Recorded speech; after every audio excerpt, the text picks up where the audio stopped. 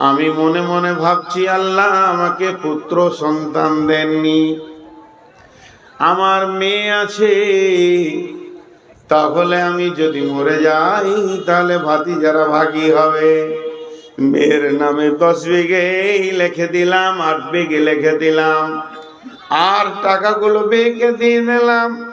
আমার সম্পদ, আমার মালকে একজনকে ফাঁকি মেরে একজনকে দিয়ে দিলাম। আবার 3টে বেটা, ডিহি বাড়ি বাগান রোডের ধারে যে জায়গাগুলো আছে, বেটা 3জনকে লিখে দিলাম। 2জন মেয়ের আমি বিয়ে দিয়ে দিয়েছি বহুত দূরে, একজনের শামসি, একজনের গাজল। তাদের কপালে ভালো কিছু জুটলো না। ওই দূর মাঠে জলা জায়গা, মাখনা হওয়ার মতো পানি ডুবে থাকে, ওই রকম 2 বিঘে রেখে দিয়েছি। এবার হজে যাওয়ার নিয়ত করেছি। বেটি দুটার হাতে দলে বললাম, বেটি রে, তোমাদের জমি এই জায়গাগুলো, ডিহি বাড়ি যা আছে, পুকুর বাগান তোমার ভাইদেরকে লিখে দিয়েছি। আল্লাহ বলবে কেন? কেনে? কোরআনের একটা অনুশীলন আছে, একটা চ্যাপ্টার আছে, একটা অধ্যায় আছে, একটা বক্তব্য আছে আল্লাহর, যে আমি নূর মোহাম্মদ মরলে আমার মাল কে কতটা পাবে। খুব বোঝার চেষ্টা করেন। আমার মাল কে কতটা পাবে এটা আল্লাহ বলেছে। বুঝতে না পারলে কিছু করার নাই। আমি আল্লাহকে বলছি, আল্লাহ তুমি ভালো বুঝো না, তোমার বুঝার ক্ষমতা কম, তোমার ওই কোরআনের হিসাবটা আমি লিব না, আমার মাথায় যেটা আছে ওটা করব। আমার মাথায় যেটা আছে ওইটা করব। বেটিরাকে দেব না, বেটাকে দিয়ে দিব ডিহিবাড়ি জমি জায়গা, একবারে যত পারবো বেটাকে দিয়ে দিব, একজনকে ফাঁকি মেরে একজনকে লিখব। আল্লাহ বলছে, মালটা তোর ছিল, তোকে আমি রাখোয়াল রেখেছিলাম, যতদিন খাবি খা, ব্যবহার করবি কর, হাত পা ছেড়ে আমার কাছে চলে আয়, যেখানকার মাল ওখানে ফেলে দে, আমার কোরআন হাজির হবে, তুই মরে কবরে ঢুকবি আর আমার কোরআন ওখানে পৌঁছিয়ে বলবে, আয় রে নূর মোহাম্মদ মরেছে, কে কে মাল লিবি আয়, তাদের নাম ধরে ডেকে মাল দিয়ে দেবে। তার আগে তুই কাজ করে দিয়েছিস, এটা হলো না। ভাইরা আমার, কার্বন কাগজ, একটা কাগজ পাওয়া যায় যেটা কার্বন দিয়ে থাকে, কালো কিংবা নীল। সাদা কাগজের উপরে যদি কার্বন কাগজ দেওয়া হয়, তার উপরে যদি আর একটা সাদা কাগজ দেওয়া হয়, কার্বন পেপার আপনি যেগুলো লিখবেন নিচের পেপারে ওগুলো উঠে যাবে। যেদিন আপনি হরিশ্চন্দ্রপুরে রেজিস্ট্রি অফিসে গেছিলেন 2025 সালে অক্টোবরের 18 তারিখে বেলা 11টায় বেটিদেরকে ফাঁকি মেরে বেটাকে লিখে দিয়েছেন, ওই দিনই নিচে কার্বনে আর একটা রেজিস্ট্রি হয়ে গেছে। আল্লাহ নবী বলছেন, বিসমিল্লাহির রহমানির রহিম, মান কাতা আমিরা সাওয়ারিসিহি কাতা আল্লাহু মিরাসাহু ফিল জান্নাতি ইয়াউমাল কিয়ামা। যে লোকটা ওয়ারিসের মালকে ফাঁকি দিয়ে বেটির মাল ফাঁকি দিল, দে আর একজনকে লিখে দিল, একে দিল না, তাহলে ওর কি হলো? ওই একই ডেটে তার জান্নাতটা বিনিময়ে বিক্রি হয়ে গেল।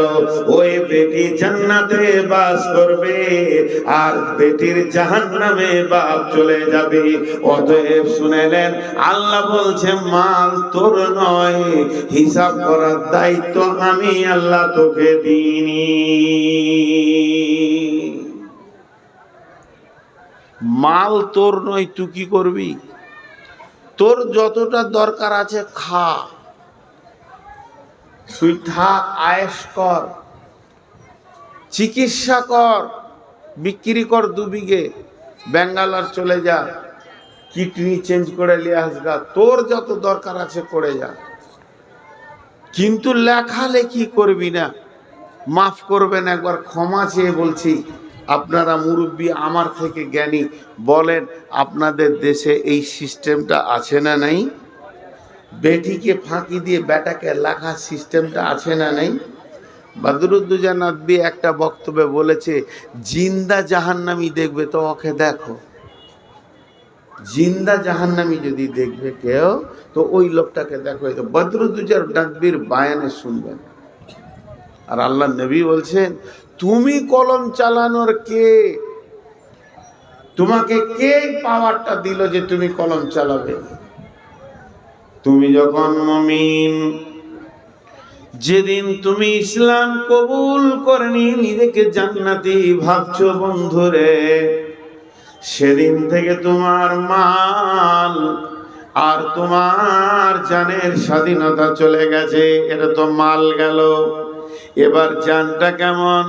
আল্লাহ কোরআনে বলছেন, বিসমিল্লাহির রহমানির রহিম, ওয়ালা তাকরাবুল ফাওয়াহিশা মা জারা মিনহা ওয়া মা বাতান ওয়ালা তাকতুলু নাফসাল্লাতী হারামাল্লাহু ইল্লা বিল হাক্কি যালিকুম ওয়াসাকুম বিহি লাআল্লাকুম তা'কিলুন। সকাল থেকে নিঃশ্বাস লিচি সকাল থেকে, আর আমার জানটা ক্ষয় হয়েছে। আমি কবরের দিকে আগাচ্ছি। এখন আপনারা 10 মিনিট বসে কোরআনের কথা শুনলেন, জীবনের 10টা মিনিট আপনার ভালো কাজে লাগলো। আমি একজন শিক্ষিত মানুষকে বলছিলাম, মক্কাতে একসাথে ছিলাম, মক্কায় বলছিলাম, ভাই প্রতিটি মানুষের পেছনে একটা করে কলম চলছে। ইসিজি করতে দেখেছেন? ইসিজি, অল্ট্রাসোনোগ্রাফি করতে দেখেছেন? আর হ্যাঁ না বলেন এতগুলো লোক। রুগীকে শুইয়ে দিয়ে হাতে পায়ে চিমটি দেয়, দিয়ে তারপরে এত বড় একটা রেডিওর মতো আছে, ওটাকে ডাক্তার চালায়, আর ওখানে একটা কলম আছে, এমনি এমনি করে ঘষে, ওইটাতে ওর বডির রিপোর্টটা বের হয়, এটাকে বলে অল্ট্রাসোনোগ্রাফি। তো আমরা যেদিন থেকে জন্ম নিয়েছি, কোরআন বলছে তোর পেছনে একটা কলম চলছে সব সময়। আমি ঘুমিয়ে গেছি, কলম চালু আছে।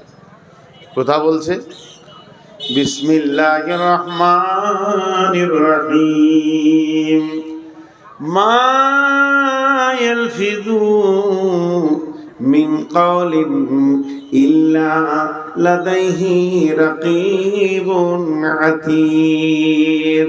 আজকে জালসায় এসেছি, ওই কলমটা চলছে সন্ধ্যা 6টা থেকে। নূর মোহাম্মদের পেছনে একটা কলম চলছে, একটা রিল কাগজ বের হচ্ছে, ওখানে রিপোর্ট বের হচ্ছে।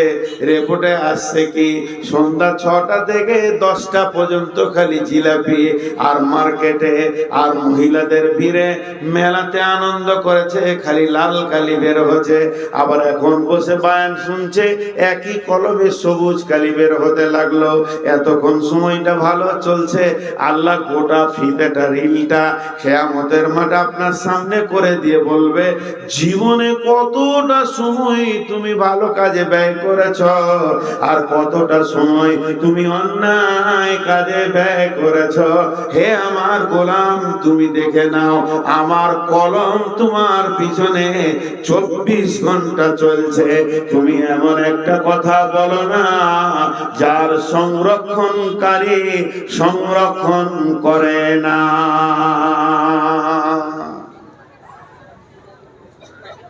এবার আল্লাহ বলছেন,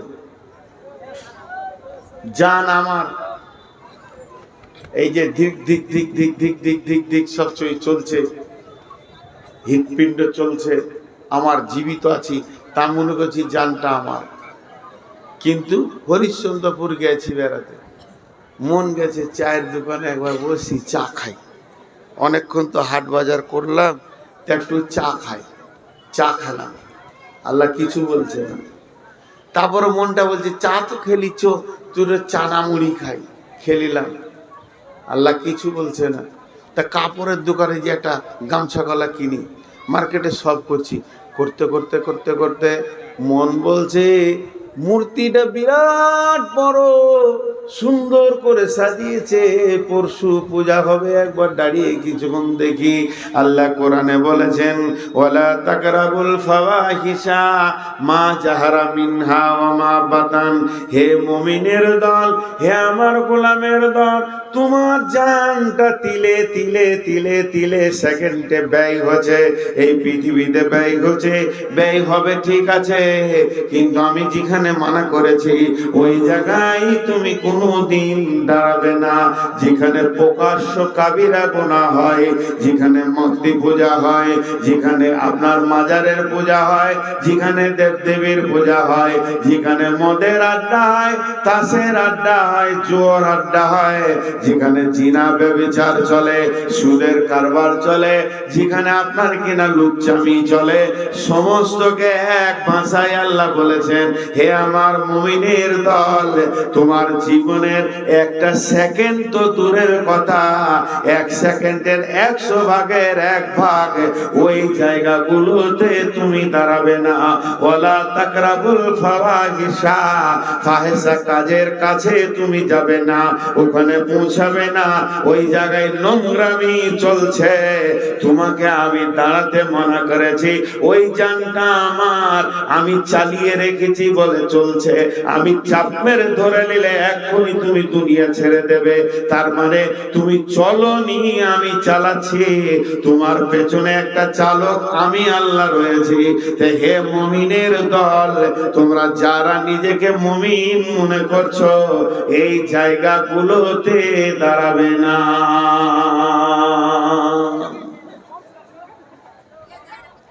মানা করে দিলেন আল্লাহ, আর দাঁড়ানো যাবে না।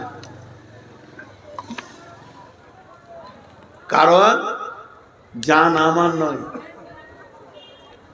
জানের মালিক যে সে মানা করে দিয়েছে, আমি পারবো না ভাই। আজকে জালসা চলছে, একটা কমিটি আছে, কমিটির একটা হেড আছে, সেক্রেটারি আছে, সেক্রেটারি বলে শেখা ওখানে খবরদার কাউকে ফ্রিতে একটা ডেলিগেট দিবি না, 1 টাকা কমে দিবি না। আপনি কি বলবেন ভাই আমি পারবো না, সম্ভব নয়, পারমিশন নাই। ঠিক ওই রকম জান আর মাল, জান এমন জিনিস আপনি নিজের মন মতো ব্যয় করতে পারেন না নিজের জানকে। মা বোনেরা, যেখানে নোংরামি ওই জায়গায় বসতে পারেন না, ওই জায়গায় যেতে পারেন না। হে আমার সন্তানের দল, যে জায়গায় আমাকে আল্লাহ মানা করেছে ওই জায়গায় আমি যেতে পারবো না।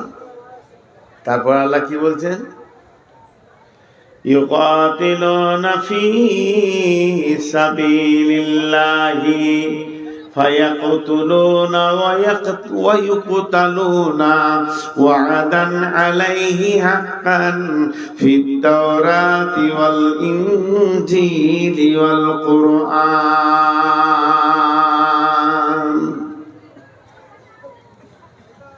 এই জায়গাটা বুঝতে হবে।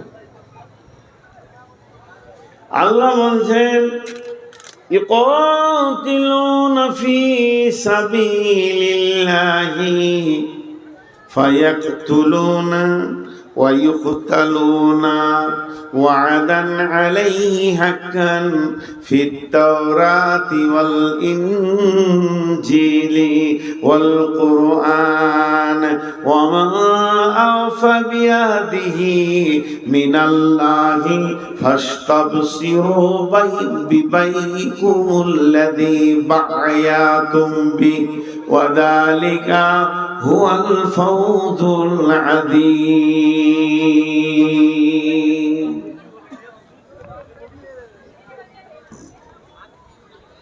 ছোট্ট একটা উদাহরণ দিচ্ছি। মোটর বাইক দেখেছেন, মোটর সাইকেল, যে কোনো গাড়ি, মোটর সাইকেল হোক, 4 চাকা হোক, ট্রাক হোক, বাস হোক, ও ড্রাইভারের সঙ্গে কথা বলে গাড়ি। আমার কথা বুঝতে পেরেছেন? গাড়ি ড্রাইভারের সাথে কথা বলে, যারা গাড়ি চালাতে জানেন এরা বুঝবে, যারা গাড়ি চালাতে জানে না ও বুঝবে না। গাড়িতে আপনি চেপেছেন, স্টার্ট করেছেন, গাড়ি যখন চলতে শুরু করবে তো ড্রাইভারের সাথে কথা বলবে, রাস্তা দেখে ড্রাইভারকে বলবে ফার্স্ট গিয়ারে দে, সেকেন্ড গিয়ারে দে, এবার টপে দে, রাস্তা ভালো। আবার যখন দেখবে যে বাম্পার আসছে, কোনো রাস্তাঘাটে ছেলে পিলে গরু ছাগল আছে, গাড়ি বলবে ব্রেক কর, টিপে ধর, থামা, আবার দ্বিতীয় গিয়ার দে, এবার তিনবার দে, টপে দে। তো যতক্ষণ গাড়ি চলে ড্রাইভারের সাথে গাড়ির একটা অ্যাডজাস্টিভ কথা হতে থাকে, বুঝতে পেরেছেন? বাস চালালেও দেখবেন ড্রাইভার তখনই first gear, second gear, third gear করতেই আছে, আর বাস চলছে। তার কারণ রাস্তা এবং রাস্তার পজিশন আর গাড়ি আর ড্রাইভার তিনটে মিলিয়ে চলে। ওকে চিঠি দিতে হয় না, চিঠি দিতে হয় না, কাউকে বলতে হয় না এখন সেকেন্ড গিয়ার দে, কাউকে মাইকিং করতে হয় না, কোম্পানির তরফ থেকে খবর আসে না। পাকা ড্রাইভার রাস্তা দেখলে বুঝে নেই যে রাস্তা কি বলছে, আমার গাড়ির গিয়ার কত নম্বর দিতে হবে। আমি কথাটা বললাম, এটা বুঝতে পেরেছেন? আমি কথাটা জীবিতদেরকে বললাম না মৃত্যুদেরকে? একটা তো উত্তর চেয়েছি ভাই। যারা ড্রাইভার তারা বুঝতে পেরেছেন?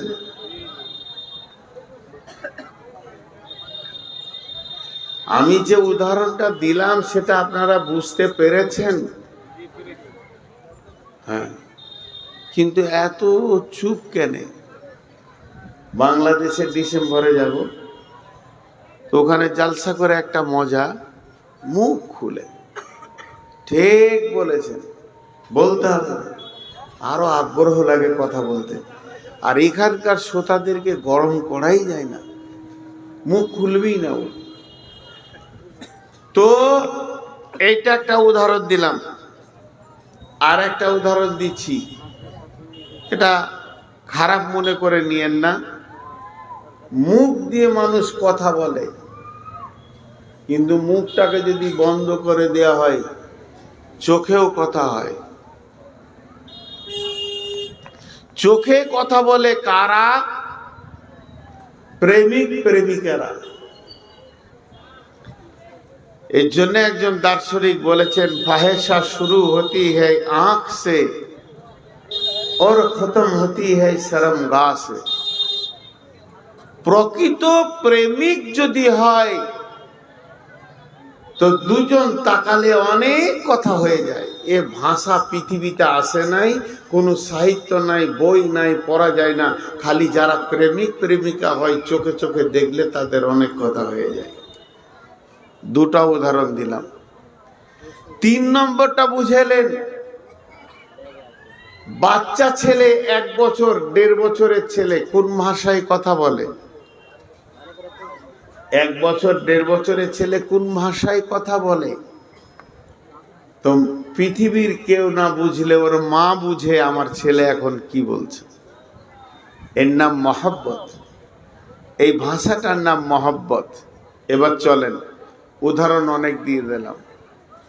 আজকে 2025 সালে কাওয়ামারি কেন এই পৃথিবীর মুসলমানদেরকে বক্তা এনে মাইক দিয়ে গরম করতে হচ্ছে?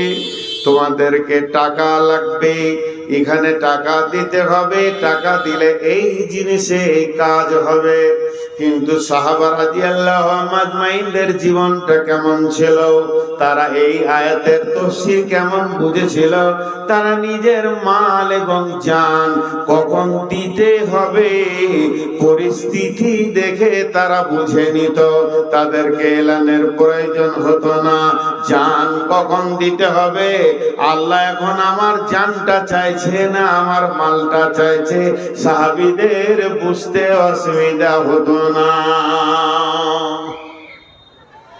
ওদের যুদ্ধে বিশ্ব নবী মদিনা প্রাম্বে মদিনার প্রাতদেশে মসজিদে নববী থেকে মাত্র 3 কিলোমিটার দূরে উহুদের স্পট, যেখানে উহুদের যুদ্ধ হয়েছে, ওখানে একটা পাহাড় আছে। ওই পাহাড়টার নাম হলো উহুদ। ওই পাহাড়ের নামের কারণে যুদ্ধটার নাম হয়েছে উহুদের যুদ্ধ। এই যুদ্ধে বিশ্বনবী লোহার বর্মা পরেছিল, গোটা বডিতে লোহার চাদর পরেছিলেন, মাথায় লোহার চাদর পরেছিলেন। আর বিশ্বনবীর বডিটা স্বাভাবিকের থেকে একটু ভারী হয়ে গেছে। আল্লাহ নবী ডান দিকে বাঁ দিকে সামনে পেছনে চারিদিকে যেন সব সময় মহড়া দিতে রয়েছেন, কখন কোন দিকে শত্রু আসে। সাহাবা রাদিয়াল্লাহু মাজমাইনেরা রাসূলের সঙ্গে রয়েছেন, চারিদিকে যেন একটা মহড়া চলছে। ঠিক এরকম সময়ে আল্লাহর নবী একটা পাথরের উপরে উঠবেন।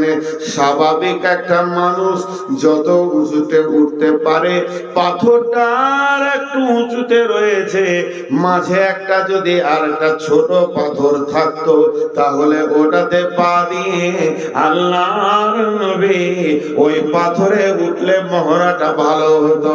রসুলের চিন্তা, আপার চিন্তা। হযরতে তালহা রাদিয়াল্লাহু তাআলা আনহু দেখলেন আল্লাহ নবী এই পাথরটা উঠতে চাইছেন, কিন্তু ঠিক জুতে আসছে না। তালহা রাদিয়াল্লাহু আনহু কি করলেন? দৌড়ে গিয়ে পাথরের নিচে শুয়ে গেলেন আর বললেন, ইয়া রাসূলুল্লাহ, আপনি আমার বুকে পা দিয়ে উঠে যান। তালহা বুঝে নিলেন এখন আমার বডিটা আমার আল্লাহ চাইছে। বিশ্বনবী তালহার বুকে পা রাখলেন আর ওই পাথরে উঠে দাঁড়ালেন, পা রাখলেন আর বললেন, তালহা রে, তুমি যে কাজ আজ করেছো, তুমি নিজের জন্য জান্নাতকে অজিব করেছো। বলেন, কে বলেছিল তালহাকে? 3টে বক্তা নিয়ে এসে বায়ান করে বলবে, তালহা রসুলের পায়ের নিচে সুদগা, রসুল উঠবে ওখানে। বুঝে নিয়েছিল এখন আমার বডিটা চাইছে। শুধু তাই নয়, বেঈমান কাফের মুশরিকরা রসুলকে লক্ষ্য করে তীর রেডি করেছেন। জিহাদের ময়দানে সাহাবীরা চারিদিকে ব্যস্ত। তালহা দেখছেন এরা যেভাবে তীরকে রেডি করেছে, বিশ্ব নবীকে তীরের ধনুতে, তীরের ফলাতে যার যার করে ফেলবে। হযরতে তালহা আল্লাহর নবীকে উহুদের প্রান্তে একটা গর্তে ঢুকিয়ে দিয়ে মুখে দাঁড়িয়ে গেলেন। শুধু দাঁড়ালেন না, নিজের বুকে 180টা তীরকে খেলেন। সেই তীর খেয়ে রক্তে রঞ্জিত হয়ে পড়ে গেলেন। বন্ধুরা আমার, এ ছিল সাহাবীদের জীবন। তারা জানতো ইসলামের জন্য কখন জান লাগবে আর কখন মাল লাগবে।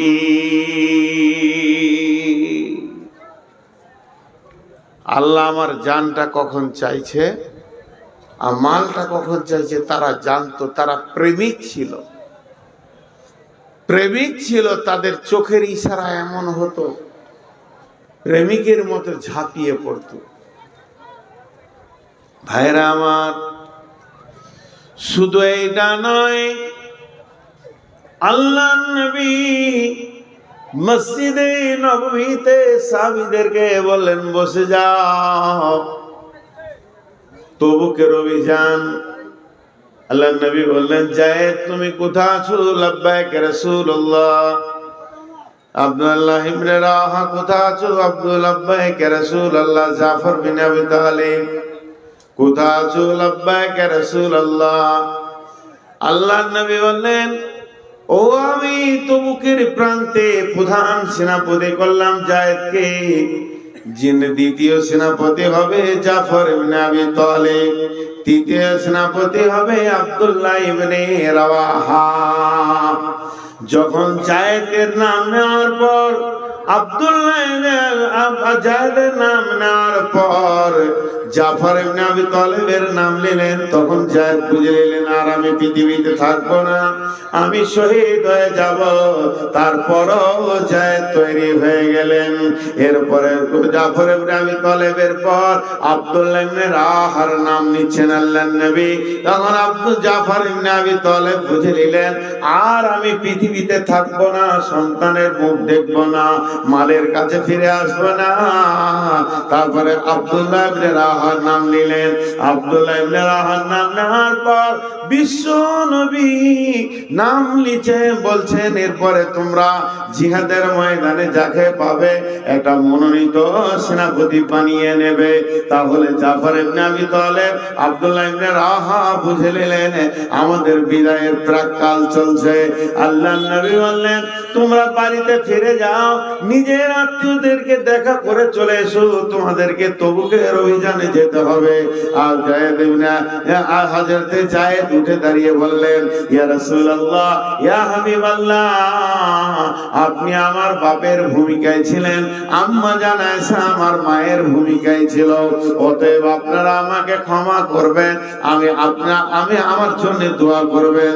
এরপরে জাফর ইবনে আবু তালেব নিজের সন্তানদের ব্যাপারে বিবিকে ওসিয়ত করলেন, হে আমার বিবি শোনো, রাসূল আমাকে দ্বিতীয় সেনাপতি বানিয়েছেন, মানে আর আমি ফিরে আসছি না। বিবি রে, আমার সন্তানদেরকে আমার রাস্তায় দিয়ে দিও, আমার মতো মুজাহিদ বানিয়ে দিও। এই বলে জিহাদের ময়দানের দিকে দৌড়তে লাগলেন। এরপরে আব্দুল্লাহ ইবনে রাওয়াহা বিবিকে বলছে, তেলাওয়াত বন্ধ করো, তোমার সঙ্গে আমার জান্নাতে দেখা হবে। তবে শুনে নাও হে আমার বিবি, আমাকে রাসূল মুতার প্রান্তে তৃতীয় সেনাপতি বানিয়েছেন, আমি এখন আল্লাহর রাস্তায় চলে যাচ্ছি, আমি শহীদ হয়ে যাব, তোমার সঙ্গে আমার জান্নাতে দেখা হবে। এই বলে বেরিয়ে গেলেন। তিনটে শহীদ হয়ে মুতার প্রান্তে তারা দুনিয়া থেকে চলে গেলেন। তারা জানতেন ইন্নাল্লাহ আশতারা মিনাল মুমিনিনা, আমরা মুমিন, আমরা আল্লাহকে জান দিয়ে দিয়েছি। ইকাতিলুনা ফি সাবিলিল্লাহ, আল্লাহর রাস্তায় নিজেদেরকে জান দিতে হবে। আয়াকতুলুনা ওয়া ইকতালুনা, হয় আমরা কতল হয়ে যাব, না হয় কতল করব।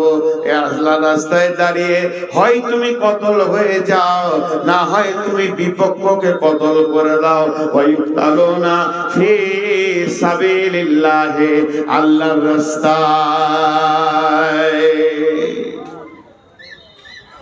তারা জানতো কখন জান দিতে হবে, তাদের এটা জানা ছিল, জানা নাই আপনার আর আমার। ভাইরা আমার,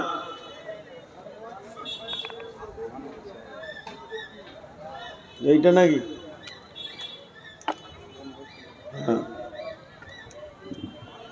জান মাল এমন একটা জিনিস আমাদের বিক্রি হয়ে আছে।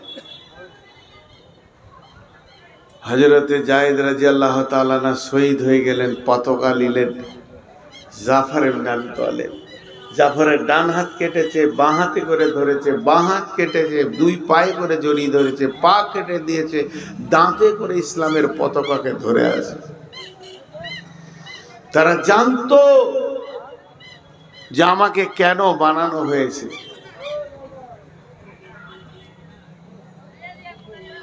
আর আমাদের কিছুই জানা নেই। মাল কখন ব্যয় করতে হয় তারা জানে। ভাইরা আমার, মাল হযরতে উসমান গনি, আল্লাহ তাবারক ওয়া তাআলা উসমান গনিকে মাল দিয়েছিলেন, তিনাকে মালের সম্ভার দিয়েছিলেন, তিনাকে গনি বানিয়েছিলেন, ধনী বানিয়েছিলেন। তিনি ইসলামের তৃতীয় খলিফা ছিলেন। প্রথম খলিফা আবু বকর, বিদায়ের পর ওমর ফারুক রাদিয়াল্লাহু তাআলা আনহু। ওমর যেদিন বিদায় নিলেন, হযরত উসমান গনি খলিফা হলেন। ওসমান একজন খলিফা, ওসমান একজন মুমিন মুসলমান, ওসমান একজন মাওলানা। শুধু তাই নয়, ওসমান হলেন রসুলের জামাতা। দু নূরাইন, রসুলের দুই মেয়েকে ওসমান বিয়ে করেছিলেন। একটা মরে যাওয়ার পর জামাই